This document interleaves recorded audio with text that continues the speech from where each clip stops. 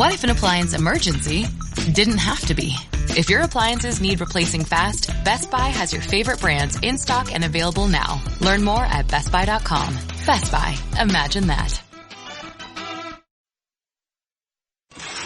It's More Money with leading economist Steve Moore. Now, here's your host, Steve Moore. Thanks for joining, folks. This is the More Money Show. I'm economist Steve Moore. Appreciate you taking some time out on your Saturday afternoon to joining the show. My next guest is one of the top economists in the country, David Malpass. He was the head of the World Bank under Donald Trump, and was also number 2 or 3 in command at the Treasury Department in Trump's first term, and was instrumental in helping us get that tax cut done. David, we got to get that tax cut done. We got to get that thing through Congress and signed, sealed, and delivered. Hi, Steve. Yes, that's critical. But, you know, the steps to get it done are pretty complicated. There's quite a few left. You've got to figure out the budget, this issue of how do you do a reconciliation bill, all of that. Reagan went through that in 1986, so it was a very tricky path to get the huge tax cut that expanded that continued the expansion of the 80s. And so one of the lessons of that 1986 act that you're referring to, which basically broadened the tax base, David, and lowered the rates, which is something that Arthur Laffer and Milton Friedman and others have taught us over the years, is the basis for a good tax system. And the economy really improved as a result of that 86 act, just as it did under the 2017 Trump tax bill. How do you see things going? I mean, you're an expert on Wall Street. It seems to me when I talk to some of the investment class folks, they're worried about whether Trump is going to be able to get this done before the end of the year, and that raises the risk of a big tax increase next year if it doesn't get done, David. Right, and the market is very sensitive to that. So some of the weakness over the last month is because the steps needed are complicated. I do think there is this giant opportunity. So let's talk about the upside. If you could establish the idea of having current policy as the baseline for the budget and therefore for the reconciliation. And by the way, explain that to our listeners what that means, the current policy baseline, because I'm in favor of that too. Historically, for 40 years, what the Congressional Budget Office does and the budget process is use the idea that taxes expire. And that only has the benefit of making Washington lobbyists really rich. Exactly. So every year they go to Congress and say, you know, last year you had this tax and you only paid for 1 year of it, and I want to do it again, and I'll make donations to your political campaign. And so year after year they do it.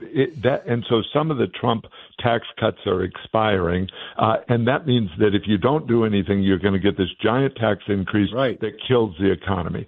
So let me just correct you one thing. Yep. Not just some, but almost all of the provisions, except for a few, would go away, especially the expensing provision, the middle class tax cuts, the rate reductions.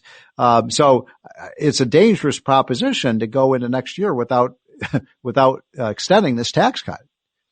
Yes, and people might say, well, that's what we've always done, and we get paid really well for doing it over and over again. But then isn't it true that Trump came in with the idea of an upheaval, that everything needs to be improved because we're not in a good spot? So I think it's within Congress's power to use current policy. That means, for example, the individual tax rates, the expensing, and there needs to be some corrections on that one. But so many of the provisions can be made permanent, and the huge benefit from that is businesses know how to plan, Washington lobbyists might go actually get a job somewhere else. So, to switch gears just a little bit, David, the gold price went above $3,000 a couple of weeks, I think, within the last 10 or 14 days, which is a sort of a sad milestone. We don't like to see the price of gold rising unless you own a lot of gold, but usually that's not associated with with a healthy economy. And I was looking right before COVID, it was like 1,800, and now we're up to 3,000. That's a big increase. What do you think is going on there?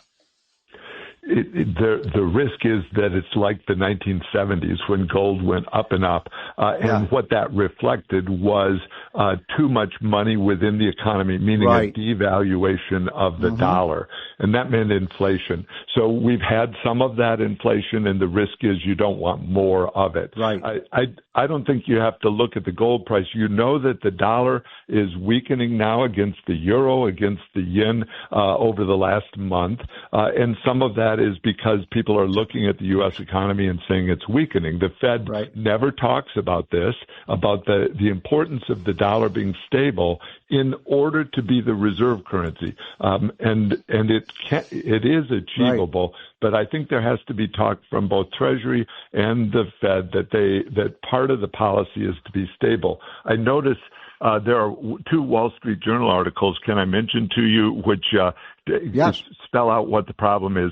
One, they're both today. One by Nick Timmeros, which says the Fed's monetary policy, quote, aims to keep inflation low and stable with a healthy labor market. So that's a disaster. If you're aiming to keep inflation steady, that doesn't mean price stability. You aren't really matching the mandate, and it hasn't said anything about the dollar. It's going to weaken under that policy.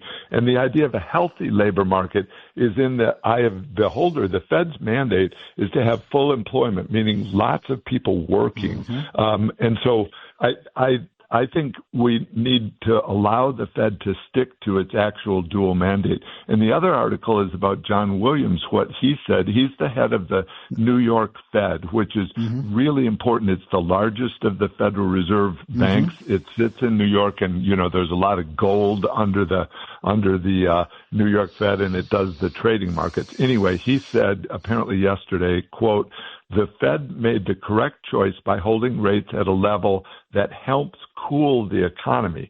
So here we have spelled out in the last 2 days what the Fed is trying to do, which is cool the economy by having an inflation rate that's permanently going to be non-zero. And so no wonder then people go buy gold because they get worried. Yeah, so I don't understand the logic of this. You and I have taught, you and I and Art Laffer and Larry Kudlow are supply siders because we want to increase the supply and the productive capacity of the country. So I don't understand the logic of cooling the economy to bring inflation down. That doesn't even make any sense to me. Correct. And so the Fed needs new models, and they need models that take into account that the production of the economy is really important in holding down prices. Right. I don't think they do that. I don't think that exists. I mean, every time they see an increase in production, they start, we gotta, worry about inflation. But if you're, as Art Laffer would say, if you're producing more apples, the price of apples goes down. It doesn't go up. But their model is the idea, if inflation is above your target, then your answer is to slow the economy. So it's just stupid. It's right there explicit. So I want to, by the way, Trump got mad. Yeah. Yep. I was just going to say, this is such an important point, David. Sorry to interrupt you, but I think that it's very elemental to economics. And it pains me that some of these very, quote, smart people at the Fed, where they got 300 PhD economists, have this wrong model in their head. This is why I'd love to see you or another regular economist on this show, Judy Shelton, running the Fed, because you guys have the right model, which is growth is good.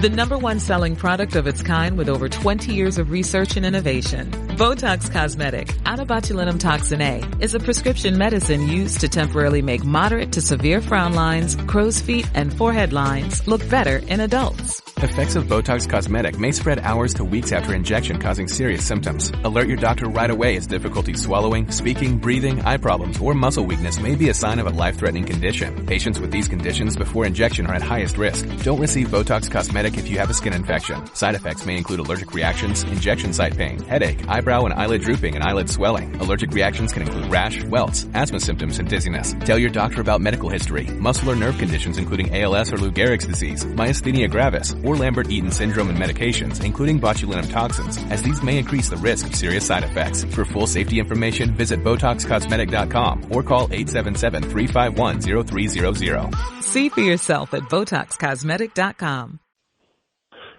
Growth is good. I think you also need to have the Fed be modest and smaller, much smaller. Right. Right now they dominate on regulatory policy of the banks. So I want to give you one more complaint. They keep track of how many bank loans do banks make to businesses. Those are called commercial and industrial loans. So it's all spelled out in the data.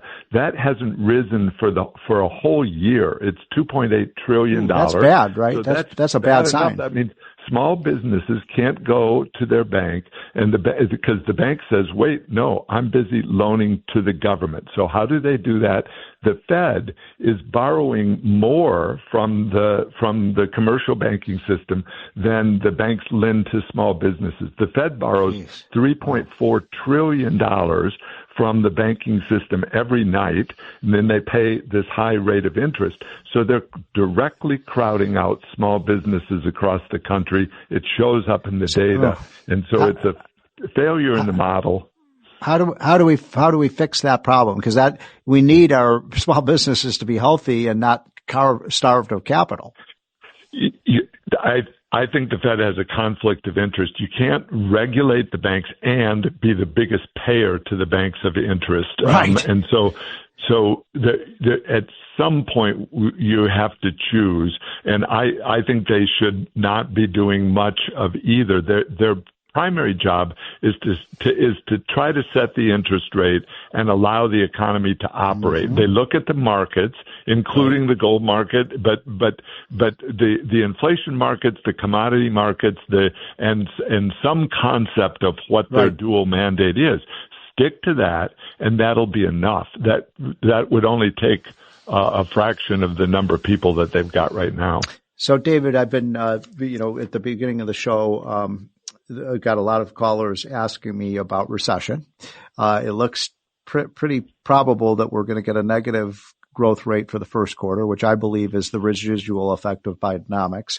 But I don't think it's a good look for Republicans that when they take over the House, the Senate, and the White House, all of a sudden, we fall into recession. Now, a recession, I think all of my listeners know that's 2 straight quarters of negative growth. So I think we'll probably get negative maybe 1 or 2% in the first quarter.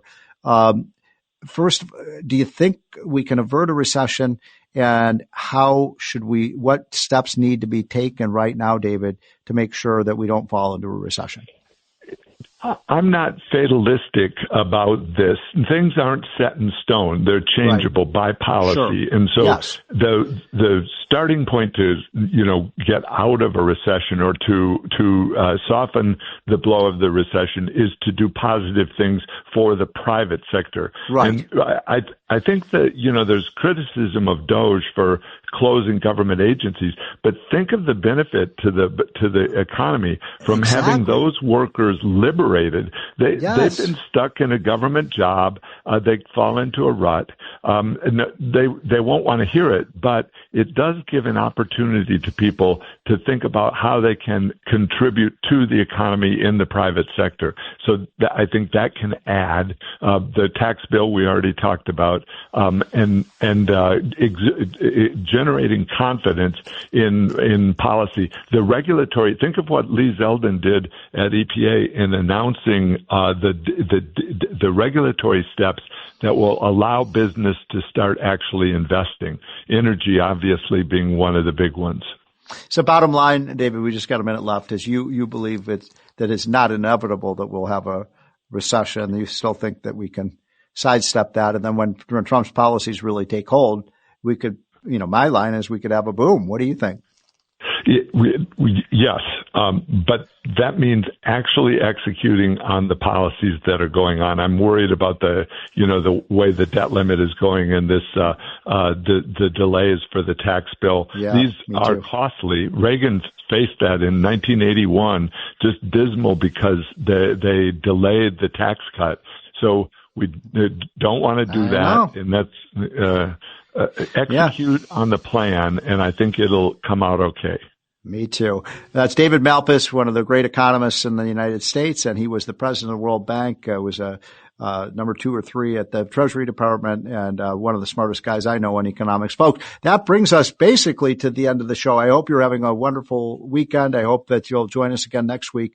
I wanted to just on the way out say, I believe that David Malpass is right. We can elude a recession. We need the president to talk about the tax cuts, get that thing done, get it done by Memorial Day. This is my message because I know Donald Trump is probably listening right now. Mr. President, get this tax cut done by Memorial Day.